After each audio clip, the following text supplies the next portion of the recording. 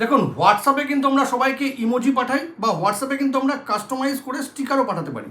তো আজকে আমি আপনাদের হোয়াটসঅ্যাপে কিভাবে কাউকে ভিডিও স্টিকার পাঠাবেন সেটাই দেখিয়ে দিচ্ছি।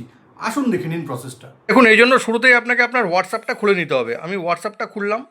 এবার যাকে আমি ভিডিও স্টিকার পাঠাবো তার কাছে যেতে হবে। একে আমি ভিডিও স্টিকার পাঠাবো, এখানে ক্লিক করলাম। ক্লিক করে নেওয়ার পর এই যে আইকনটা আছে এখানে ক্লিক করতে হবে। ক্লিক করে নেওয়ার পর দেখুন ক্রিয়েট বলে একটা অপশন আছে, এই ক্রিয়েটে ক্লিক করলাম।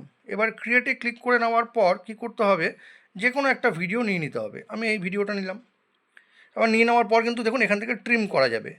যে পজিশনটা ভালো এখান থেকে আমি ট্রিম করে নিলাম। ট্রিম করে নিয়ে নেক্সট করে দিলাম। এবার দেখুন এটা প্রিপেয়ার করছে।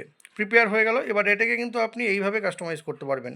ঠিক মতন পজিশন অনুযায়ী নিয়ে নেবেন, নিয়ে পাঠিয়ে দেবেন। পাঠিয়ে দিলেই কিন্তু দেখুন এটা কিন্তু চলে যাবে অ্যাজ এ ভিডিও স্টিকার হিসেবে।